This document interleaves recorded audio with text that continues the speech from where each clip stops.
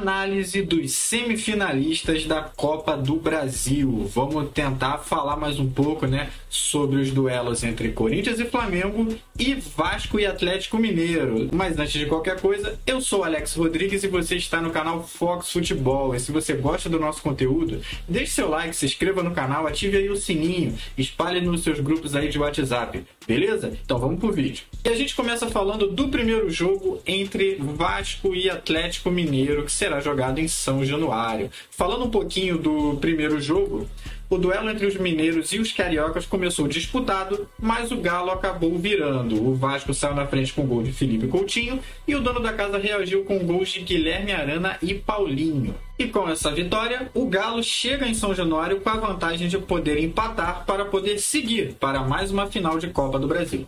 E para você que gosta de estatística, nos últimos 5 jogos foi o Vasco que levou a melhor sobre o Atlético Mineiro. Foram 3 vitórias do Cruz Maltino contra 2 vitórias do Galo. Falando um pouco agora das situações dos times. Vasco chega depois de ter tomado 3-0 fora de casa para o São Paulo. O Vasco está na 10ª posição do campeonato com 37 pontos ali na zona da Sul-Americana. E quem está justamente uma posição acima do Vasco na tabela é o Galo, que está com 41 pontos na 9ª colocação ali também na zona de Sul-Americana. Lembrando que o Galo Mineiro empatou a sua última partida contra o Fortaleza no Castelão em 2-2, sendo que a equipe cearense chegou a ficar com 2 jogadores a menos em determinado momento do jogo. Lembrando que o Gigante Mineiro também está nas semifinais da Libertadores, onde pega o River Plate. Falando agora de possíveis desfalques, provavelmente o Atlético não deve contar com Arana, Rubens e Zaratio. Eles não devem jogar, e se jogarem não devem estar 100%. Já o Vasco não deve mudar muito. E agora falando sobre o destaque de cada time, eu acho que não tem como muito ser outro, No Vasco, Pablo Verratti. O argentino tem 13 gols e 1 assistência nessa temporada e com certeza a zaga do Galo vai ter que ficar 100% em cima dele, porque ele pode marcar em qualquer momento. Já no Atlético Mineiro, sempre ele, Hulk, eu botaria também como principal destaque. São 17 gols e 6 assistências na temporada e acima de tudo é um jogador decisivo, muito experiente, enfim. Eu acredito que também a zaga do Vasco vai ter que ficar 100% de olho no Hulk o jogo todo, porque qualquer hora ele pode quebrar a defesa. Agora, mais sobre a partida em si, eu acredito que por o Galo ter a vantagem de empatar, o Vasco vai se jogar para cima, a torcida em São Januário vai ser um inferno na vida do Atlético Mineiro. Porém, é uma questão de se o Vasco fizer o primeiro gol. Se o Vasco fizer o primeiro gol rápido, Se, por exemplo, vamos dizer que 15 minutos do primeiro tempo, Vasco 1-0, cara, eu acredito que vai ficar bem mais difícil para o Atlético Mineiro. Porém, se o Atlético conseguir segurar o Vasco a primeira meia hora, não estou falando nem do Galo fazer 1-0, que para ele seria perfeito.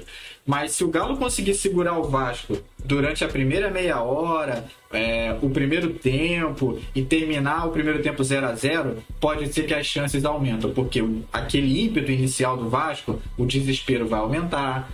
Pode ser que os jogadores comecem a errar, muita pressão, nervosismo da torcida, e aí é que eu vejo a chance do Atlético Mineiro. A chance do Vasco, por outro lado, é como eu já disse antes, para mim é uma questão de marcar logo, marcar ali, se possível, no máximo nos 20 primeiros minutos, porque aí a torcida já vai vir junto, vai ser aquela pressão, e aí o Atlético Mineiro vai ser muito mais difícil para ele conseguir segurar. Eu acredito que a tônica do jogo vai ser essa.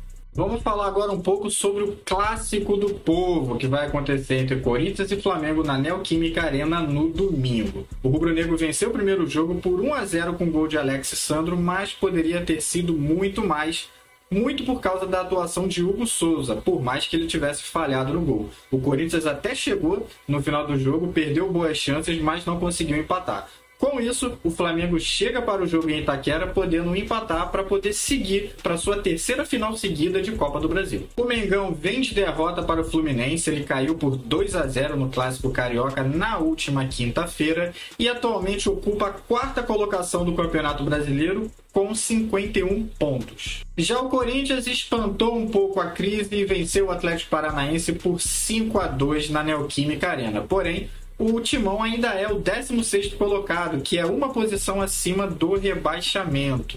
E também vale lembrar que a equipe paulista está na semifinal da Copa Sul-Americana. Então o Corinthians ainda tem aí chance de 2 troféus aí, né, grandes na temporada. Quanto às escalações, o rubro-negro carioca não deve mudar muito, já o Timão deve ter os reforços do meio-campista Alex Santana e do atacante Thales Magno, que estavam lesionados. Lembrando que nos 5 últimos duelos entre Corinthians e Flamengo, a vantagem vai para os cariocas, que venceram 3, empataram 1, com apenas uma vitória do alvinegro paulista. Falando um pouco assim do que a gente espera da partida em si, eu acredito que a gente pode ter o seguinte cenário. O Corinthians vai para cima e o Corinthians vai deixar espaço. Provavelmente vai jogar com uma linha alta, vai tentar jogar lá em cima, vai sufocar o Flamengo, porque o Corinthians precisa de um gol pelo menos para levar para os pênaltis. Dito isso, eu acredito que se o Corinthians conseguir fazer isso e, né, conseguir marcar o gol, beleza, vai ficar numa posição melhor e tudo mais. Porém, vamos pensar no primeiro jogo, né? O Flamengo teve muitas oportunidades. O Hugo Souza se destacou, igual eu falei lá no início do vídeo. E assim, eu acredito que tem grandes chances do Corinthians abafar, fazer 1-0 e ter mais controle do jogo. Porém, acredito que o Flamengo tem muita chance de fazer um gol num contra-ataque, porque o Corinthians naturalmente vai se expor mais. Acredito que se o Flamengo fizer um gol, ele mata o jogo. Então, acredito que esse vai ser o cenário dessa partida. Corinthians atacando. Se o Corinthians não marcar, vai ter espaço lá e o Flamengo tem tudo para matar o Timão. Então, esse deve ser o cenário do jogo de domingo. Falando de destaques individuais, vamos apontar aí no lado do Corinthians o Rodrigo Garro, que marcou um gol e deu uma assistência no último jogo contra o Atlético Paranaense e já soma 6 gols e 6 passes para gol durante essa temporada. Então, o Flamengo tem que ficar de olho aí no Rodrigo Garro. Do outro lado, o Bruno Henrique, que deu a assistência para o gol do Alex Sandro na última partida, deve ter muito campo para jogar. E isso pode ser letal para o Flamengo, como eu já falei, marcar um gol e matar a partida. E para finalizar, vamos falar um pouco da importância da Copa do Brasil, né? Além de ser um título nacional, um título bem pujante, é até engraçado porque, assim, se você for ver na Europa, porque a Copa do Brasil ela foi inspirada nas Copas Europeias. Só que aqui ela tem muito mais valor. Porque, por exemplo, se o Manchester City ganha a Copa uma Copa da Inglaterra, não dá uma vaga na Champions League, né? A Copa da Alemanha não dá vaga na Champions League, geralmente dá vaga na UEFA Europa League. Então, assim, já aqui, além de ter a vaga na Libertadores, tem um grande prêmio. Para vocês terem uma ideia, desses semifinalistas, quem passar para a final vai ficar com pelo menos 31 milhões e meio de reais. E se forem campeões, podem ganhar 73 milhões e meio de reais. Ou seja, é muita grana, é muito importante. A Copa do Brasil ela traz um prestígio esportivo e financeiro que os times não podem abrir mão. E para terminar, deixa aí nos comentários quem é que passa.